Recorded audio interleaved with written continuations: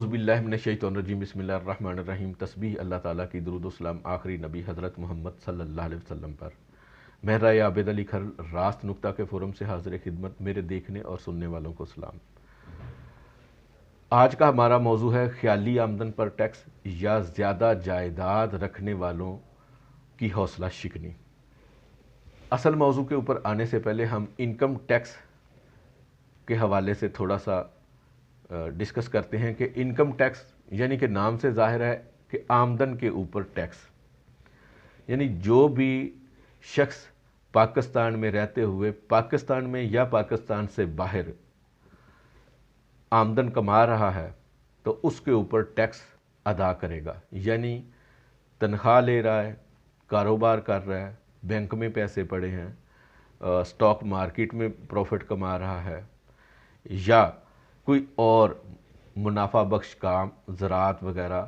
کر رہا ہے، یا کوئی اپنی جائیداد کرائے پر دی ہوئی ہے تو کرایہ لے رہا ہے تو اس کے اوپر ٹیکس مقرر ہے اور وہ اپنی آمدن کے اوپر مقرر شدہ ٹیکس ادا کرے گا۔ لیکن اس سال 2022 میں جو 2023 کا بجٹ پیش کیا گیا ہے اس میں ایک شک متعارف کروائی گئی ہے 7E کے نام سے ڈیمڈ ٹیکس، جس کو میں اس کا ترجمہ کر رہا ہوں کہ خیالی ٹیکس۔ تو حالانکہ ہوتا یہ ہے کہ کوئی بھی جب بجٹ پیش کیا جاتا ہے تو اس کا اطلاق اگلے سال سے ہوتا ہے، یعنی کہ 2023 کی جب ہم ریٹرن فائل کریں گے تو اس وقت ہوگا، لیکن اس ٹیکس کو اسی سال 2022 میں لاگو کر دیا گیا ہے۔ یہ ٹیکس جائیداد کی خرید و فروخت یعنی کہ دفعہ 236 کے اوپر جو ٹیکس ادا کیا جاتا ہے یا دفعہ 236C کے مطابق جو ٹیکس ادا کیا جاتا ہے اس سے علاوہ ہے۔ اس سیکشن کی روح سے، اس دفعہ کی روح سے یہ چیز سامنے آئی ہے کہ کوئی بھی جائیداد اگر کسی شخص کی موجود ہے، یعنی کہ اگر وہ جائیداد ایک سفید پلاٹ ہے جس کے اوپر کچھ بھی ابھی تک آمدن نہیں ہو رہی، پھر بھی یہ خیال کر لیا گیا ہے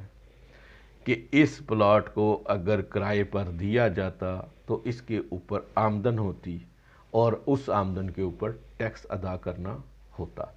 یہ بنیادی طور پر زیادہ جائیداد یا ریئل اسٹیٹ سیکٹر کو ڈسکرج حوصلہ شکنی کرنے کے لیے ہے، تاکہ لوگ یہاں سے پیسہ نکال کے بزنس میں لگائیں اور اپنے ملک کی ترقی میں کردار ادا کریں۔ اس دفعہ کی روح سے اگر مثال کے ساتھ ہم یہ چیز سمجھیں تو اگر کسی شخص کے پاس 10 پلاٹ ہیں، ان کے پلاٹس کی ویلیو کو اکٹھا کیا جائے جو کہ فیئر مارکیٹ ویلیو ہوں گی یا کم از کم جو ویلتھ سٹیٹمنٹ میں ڈکلیئر کی ہوئی ویلیو ہیں، ان کو اگر اکٹھا کیا جائے اور وہ 25 ملین یعنی کہ 2.5 کروڑ سے ان کی ویلیو زیادہ ہے تو ان کے اوپر ایک فارمولے کے مطابق ڈیمڈ ٹیکس وصول کیا جائے گا، اور وہ فارمولے کے مطابق ویلیو کے 1% اس کی آمدن بنتی ہے۔ یہ ٹیکس ایک دفعہ نہیں لاگو کیا گیا، یہ ہر سال جمع کروانا ہوگا،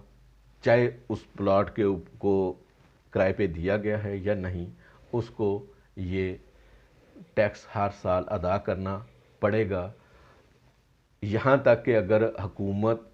اس ٹیکس کو واپس نہ لے لے یا کسی اور طریقے سے اس کو چینج نہ کر دے تو یہ ٹیکس لاگو رہے گا، ہر سال کے لیے وصول کیا جائے گا۔ لیکن اس دفعہ کی روح سے چند ایک چھوٹ بھی دی گئی ہیں جو کہ کچھ اس طرح ہے۔ ایک شخص کی جائیداد جو کہ رہائش کے طور پر استعمال ہو رہی ہے اس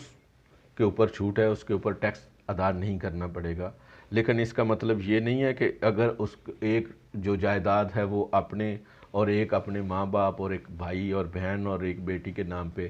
کہ یہ سب جگہ پہ رہائش ہے، نہیں، ایک شخص کو صرف ایک ہی جائیداد کے اوپر بطور رہائش چھوٹ دی جائے گی۔ دوسرے ہے کہ اگر وہ شخص واقعی اس پراپرٹی کے اوپر رینٹ ادا کر رہا ہے تو ظاہر ہے رینٹ کے اوپر تو الگ سے ٹیکس لاگو ہوتا ہے، تو لہٰذا وہ یہ والا ٹیکس نہیں دے گا، وہ رینٹ والا ٹیکس ادا کرے گا۔ تیسرا یہ ہے کہ اگر کوئی جائیداد کاروبار کے لیے استعمال ہو رہی ہے تو اس کاروبار کے اوپر تو وہ ٹیکس دے رہا ہے،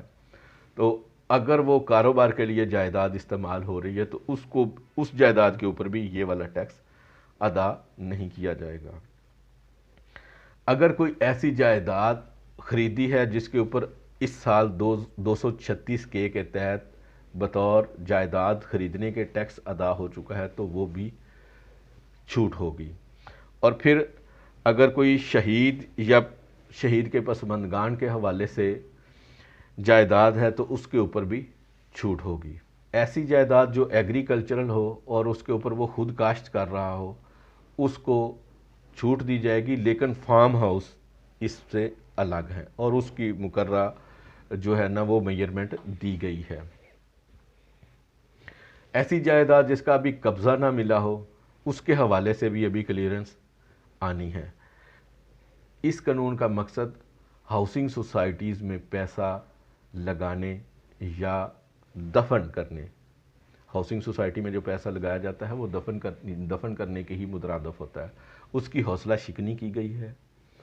تاکہ لوگ بزنس کریں اور بزنس کر کے لوگوں کے روزگار اور ملکی ترقی میں اپنا کردار ادا کریں۔ یہ بھی یاد رہے کہ اس امر کے اوپر ایک پہلے فیصلہ دیا جا چکا ہے، یعنی کہ ایک سیاسی پارٹی کے رہنما میاں محمد نواز شریف کے خلاف بھی یہ ڈیمڈ ٹیکس کا ہی میٹر تھا جس کے اوپر ان کو نااہل قرار دیا گیا، یعنی کہ اس کے میاں نواز شریف صاحب نے جو تنخواہ اپنے بیٹے سے لینی تھی وہ نہیں لی تھی، اگر وہ لے لیتے تو اس کے اوپر وہ اتنا ٹیکس بنتا، تو وہ ٹیکس ادا نہیں کیا گیا تو اس کے اوپر یہ نااہلی نافذ کی گئی۔ یعنی کہ اس ڈیمڈ ٹیکس کے حوالے سے جو یہ مارکیٹ میں چل رہی ہیں خبریں کہ یہ ان کے اوپر جو نہ سٹے ہو جائے گا اور یہ کالا دم ہو جائے گا، یہ 99% تو میرے خیال میں یہ لاگو رہے گا۔ 1% چانس ہے کہ اس کو ختم کر دیا جائے، اس کا تجربہ پہلے ہو چکا ہوا ہے۔ باقی کوئی اپڈیٹ آئے گی تو انشاءاللہ تعالی شیئر کروں گا۔ امید ہے کہ آپ ویڈیو کو لائک اور چینل کو سبسکرائب کریں گے۔